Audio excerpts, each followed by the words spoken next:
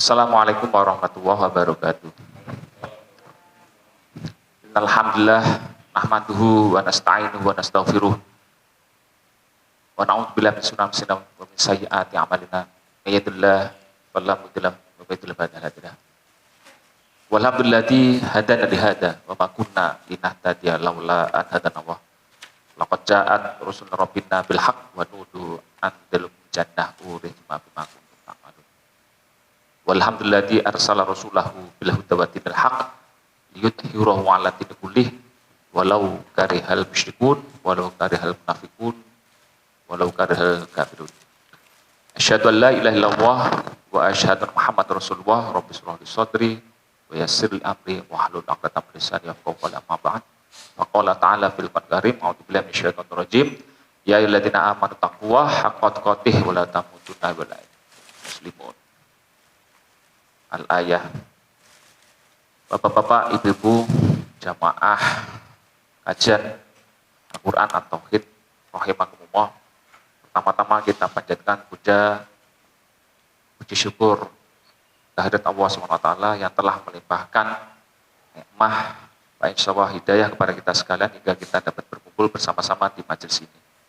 Sholawat serta salam semoga terlimpahkan kepada seluruh Nabi sejak Nabi Adam hingga Nabi Muhammad sebagai khatamun nabiyyin, penutup para nabi. Insyaallah juga semoga selawat serta salam semoga terlimpahkan kepada seluruh pengikutnya, keluarganya. Insyaallah juga kepada kita sekalian dan anak kita, generasi kita yang akan datang hingga ditutupnya alam semesta raya ini. Bapak-bapak, ibu-ibu, rahimakumullah, kami ingin menyampaikan tentang bab judul yaitu hati, ya.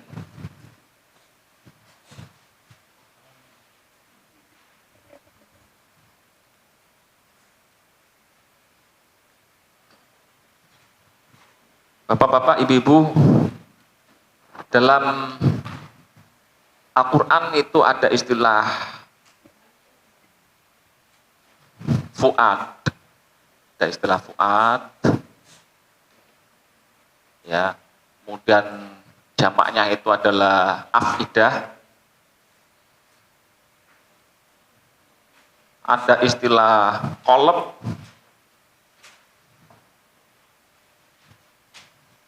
ada istilah juga soder. Ya, ada beberapa istilah di sini.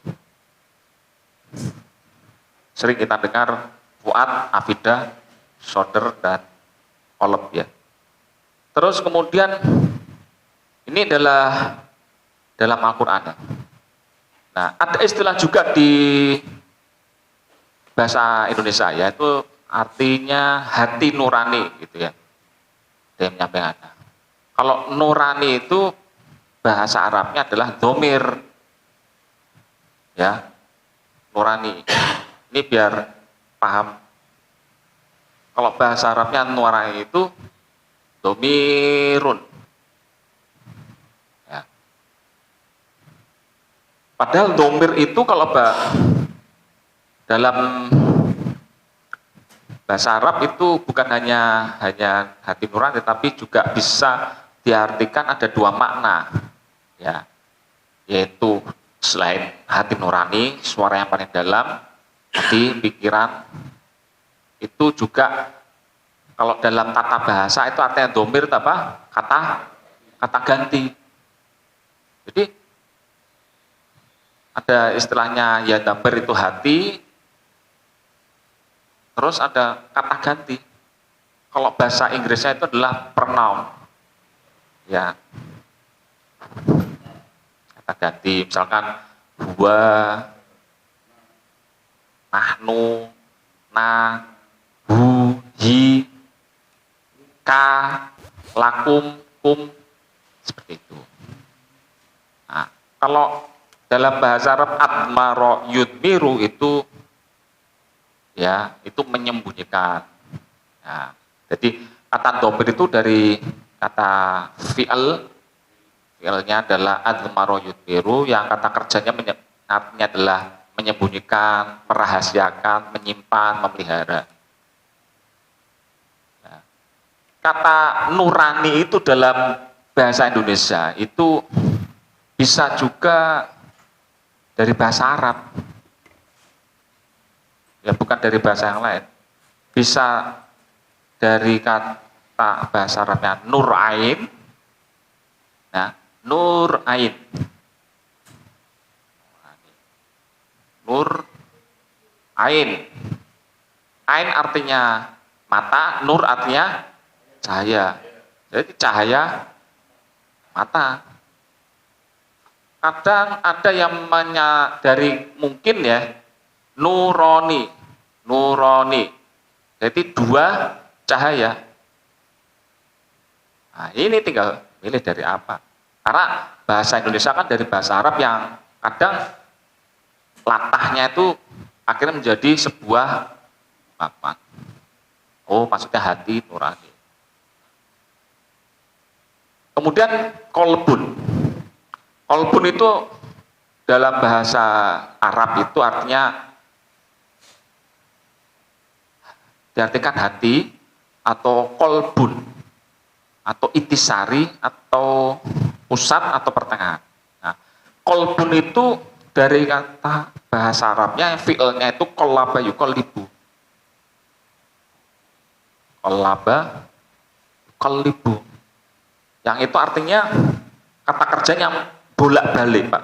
Jadi hati itu adalah sesuatu yang bisa berbolak-balik, kadang A, kadang B. Ya, ini hati-hati. Jadi hati kita di Al-Quran itu disebut kolbun, dari kata kerjanya itu kolaba yukollibu, yang artinya membolak-balik, diputar-pat, dipalingkan, dibolak-balik, kayak misalkan goreng dibolak-balik kayak gitu, dijungkir-balikkan. Seperti sapi mau sembelih itu dirobohkan, dibalik, disungkurkan, dirubuhkan, ditumbangkan, ya, ditelungkupkan. Nah, itu artinya kolaba yukol bolak-balik. Dijungkir-balikkan, ditelungkupkan itu. Ada istilah takollaba ya takollabu, ya ada ziyadah takollaba, itu bisa ziyadah taknya di sini. Itu hampir sama, mengombang-ambingkan, berubah, berputar.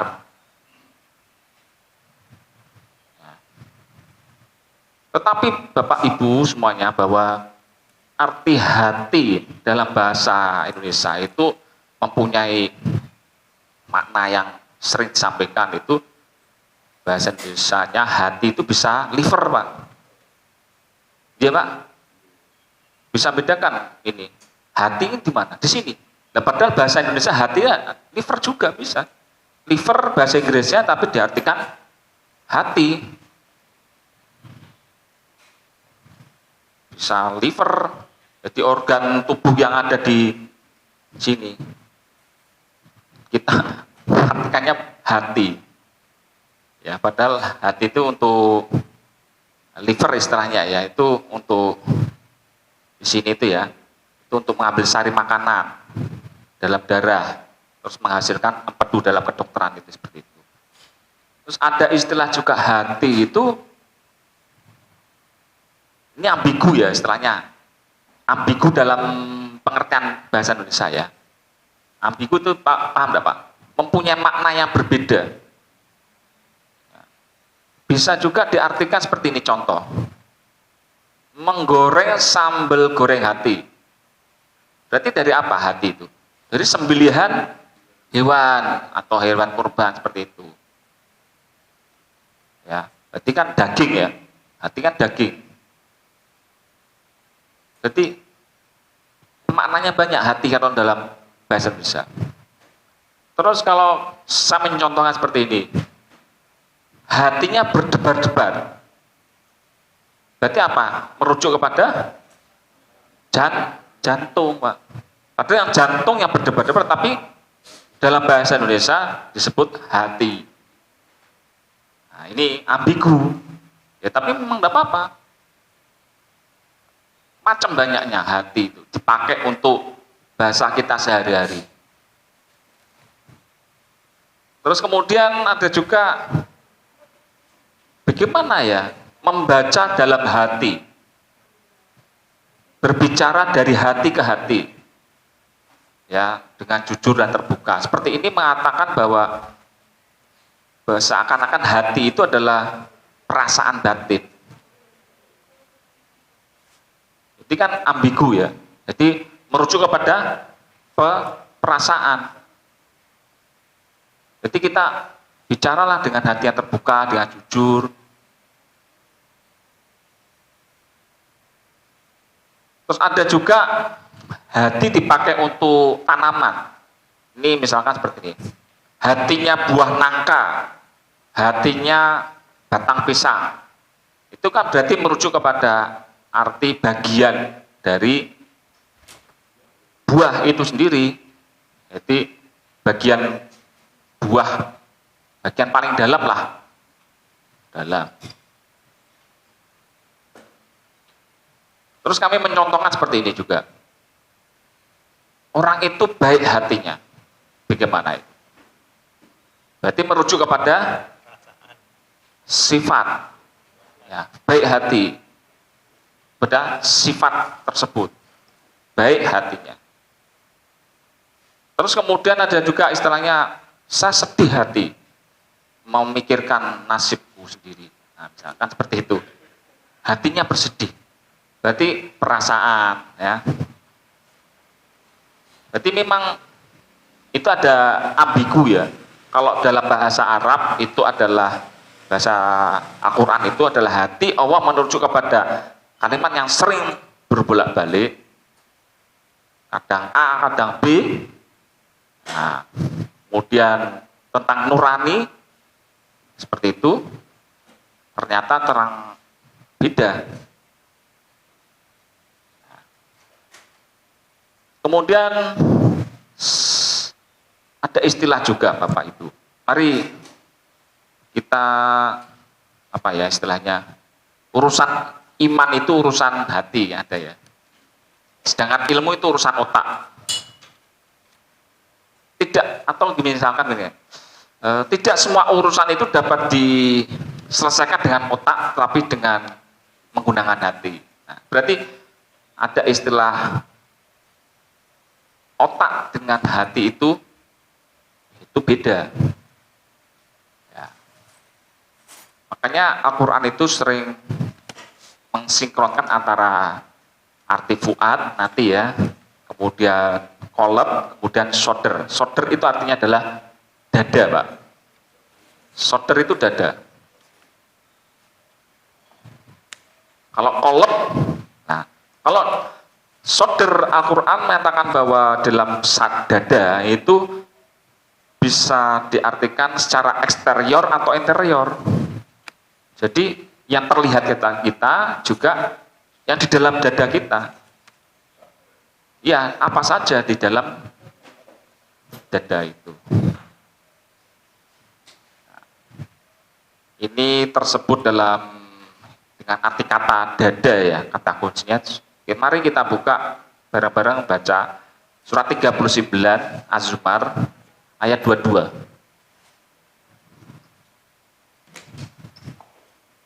Kata-kata soder.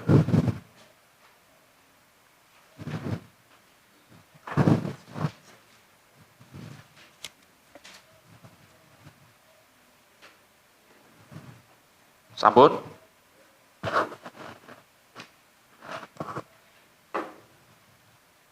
A'udzubillahi minasyaitonir rajim.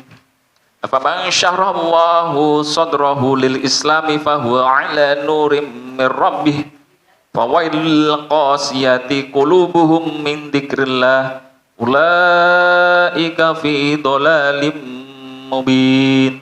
Nah, ini ada kata-kata sodr ya. A itu adalah artinya apa? Man, afaman, maka apakah ada? Syaroha itu yang dilapangkan oleh Allah dadanya, dilapangkan. Robbis rohli, saya sebetulnya kan tadi kan syaroha isrohli ya, doanya Nabi Ibrahim. Nabi Musa ya, Rob mama waktu menghadap pada Fir'aun. Afama syaharallah sodrah. Dibukakan oleh Allah untuk pada Islam. Ya. Jadi dada itu Allah mengartikannya dibuka itu loh Pak, dimudahkan, dilapangkan. Ada di Al-Quran yang lain itu di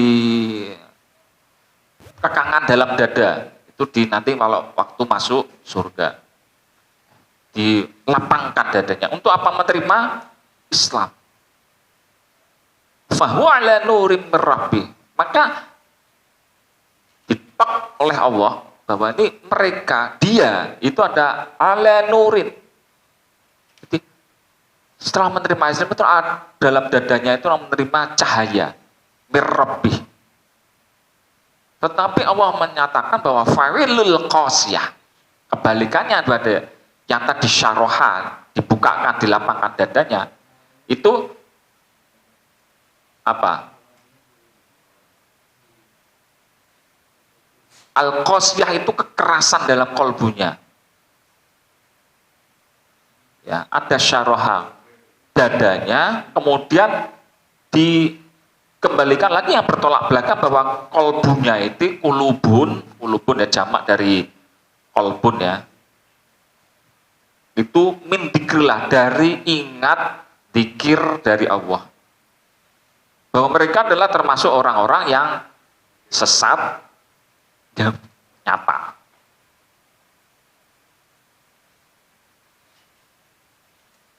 Jadi di surat 39/22 ini ada istilah soder dan sekaligus kulubun yang jamak daripada kolb. Nah, agar dada kita itu lapang ya Pak. Itu segala sesuatu tentang keislaman, penyerahan diri secara total pada Allah. Islam kan artinya iman, bukan hanya iman tapi menyerahkan diri secara total menerima hukum-hukum Allah. Tunduk patuh kepada Allah samaina wa ata'na secara totalitas. Dan hanya menyembah Allah kepada satu-satunya adalah satu-satunya ilah. Ya. Maka akan mendapatkan nur, tetapi kebalikannya kalau hatinya itu keras ya daripada dzikir Allah ya, mereka termasuk golongan orang-orang yang sesat yang nyata di surat 39/22. Nah, akhirnya Pak di surat 39/23 jadi kan hadis ini kan ya hadis terkenal Pak ya, kita kemarin bahas masalah hadis ya. 39/23 kan Allah nazala asanal hadis. Yaitu apa? Al-Quran itu sebagai sebaik-baik hadis. Saya ini juga menyampaikan apa? Informasi Pak ya. Nah, perkabaran. Ya, tetapi yang paling baik adalah perkabaran dari Al-Quran. Apakah saya menolak hadis? Tidak, saya belajar juga hadis Pak.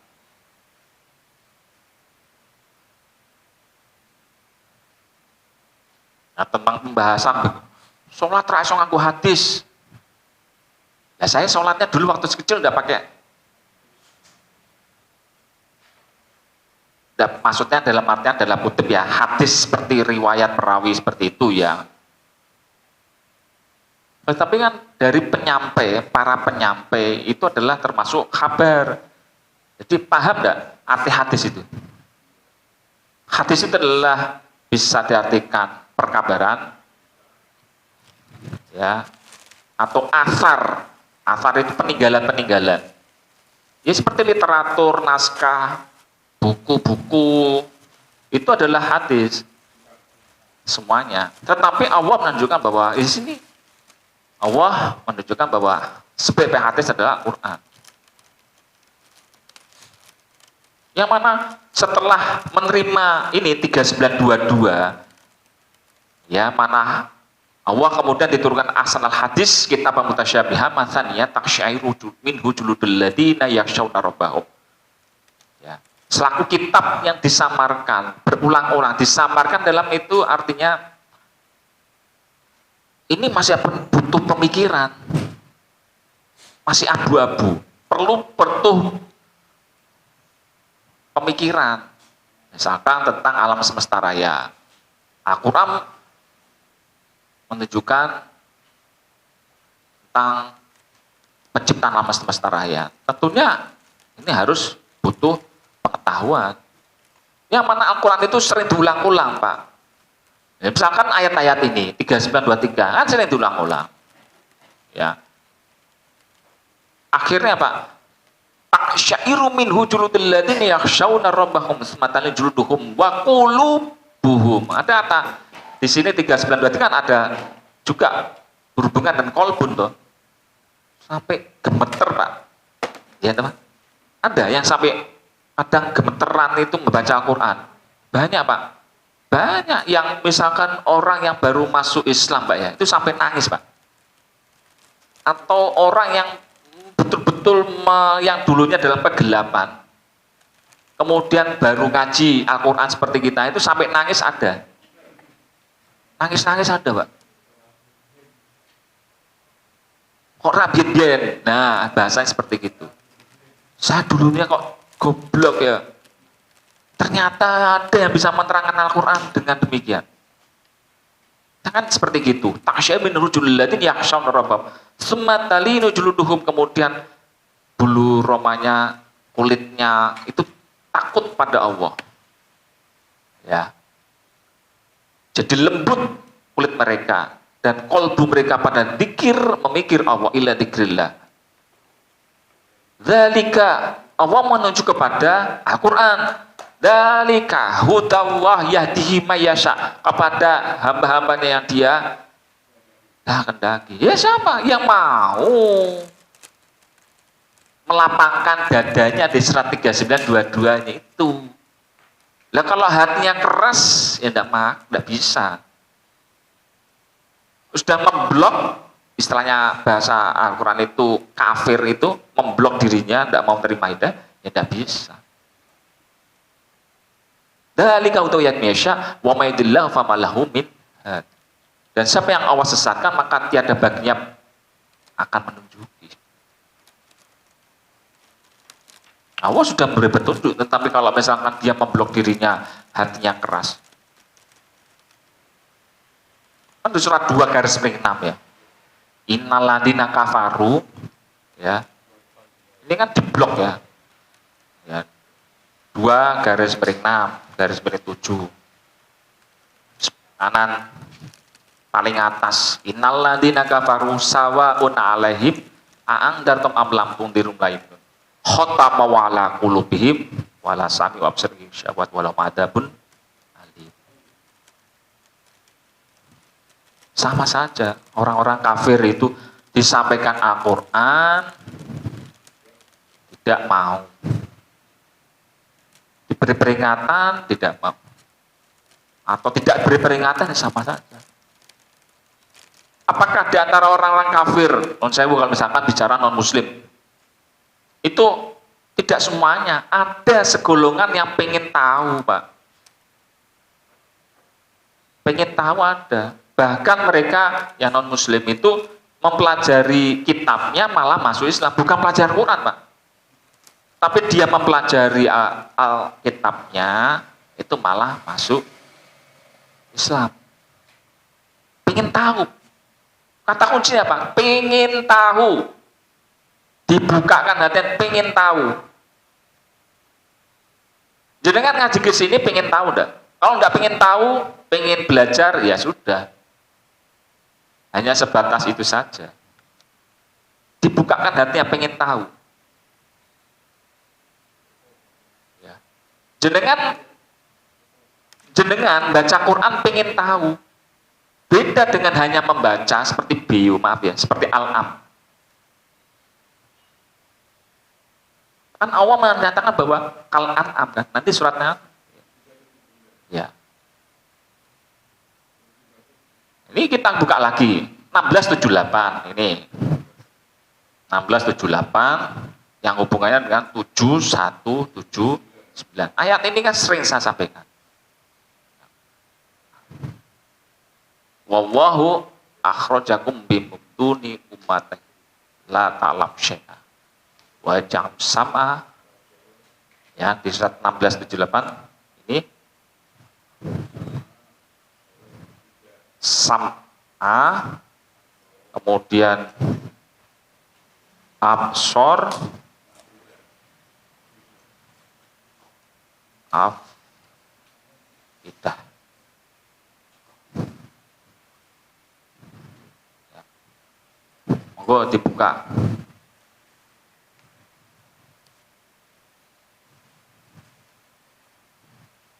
Kita baca dulu 16 ya benar ya. Wallahu akhrajakum mim butuni ummahatikum la tamsha wa ja'alakum sam'a wal absor. Absor ini panjang ya, absor wal afidah la'allakum tashkurun. Ini semuanya agar kamu syukur. Jadi dikasih modal di 1678 ini, kita waktu lahir ya, Allah telah mengeluarkan kamu sekalian dari perut. Ya, Allah mengeluarkan kamu waktu lahir itu dari perut ibu-ibu kamu sekalian, tidak tahu apa-apa Bapak Ibu sekalian. Wa ja'alakum sam'a, yaitu apa? Pendengaran. Wal absara wal afidah. Prosesnya itu seorang anak itu lahir itu bisanya pertama itu hanya dengar, Pak. Melihat itu masih dalam kegelapan. Melihat tapi tidak paham apa yang dia lihat. Tapi dia bisa mendengar. Prosesnya itu proses pertama kali dia hanya mendengar. Hanya ada tradisi bagi anak yang sudah lahir itu diadani. Apakah boleh? Boleh saja kalau saya itu tidak, maksudnya benar, pengennya gitu, tetapi untuk memanggil sholat sebetulnya, nah, itu tradisi, ya, bukan hukum. Saya nyatakan tradisi, bukan hukum, sumber hukum. Mohon maaf. Apakah boleh? Boleh, sesuatu hal yang baik, boleh saja. Tetapi kalau jadikan sumber hukum, jangan. Karena memang adzan itu hanya untuk mengajak sholat. Apakah dilantunkan dengan kalimat Al-Fatihah? Boleh. Bahkan menurut penelitian, ini menurut penelitian para pakar ya, kedokteran, misalkan waktu masih kandungan, dibacakan lantunan ayat, walaupun pakai speaker, MP3, itu menimbulkan gelombang-gelombang yang baik. Akhirnya apa, Pak? Waktu masih kecil, dibacakan dzikir ayat-ayat lantunan Allah, dikondisikan untuk bacaan itu, waktu tidur, waktu main di rumahnya dilantunkan ayat-ayat Allah, secara tidak terasa itu dia terbiasa untuk menghafal Al-Quran. Ya. Jadi di sini absam'a, kemudian absor. Absor itu apa? Adalah penglihatan. Nah, seorang bayi melihat baru bisa berpikir dengan afidahnya. Proses seperti itu hingga mencapai akil balik. Bisa afidah itu bisa ini yang baik, ini yang buruk. Tinggal tergantung kondisi lingkungannya.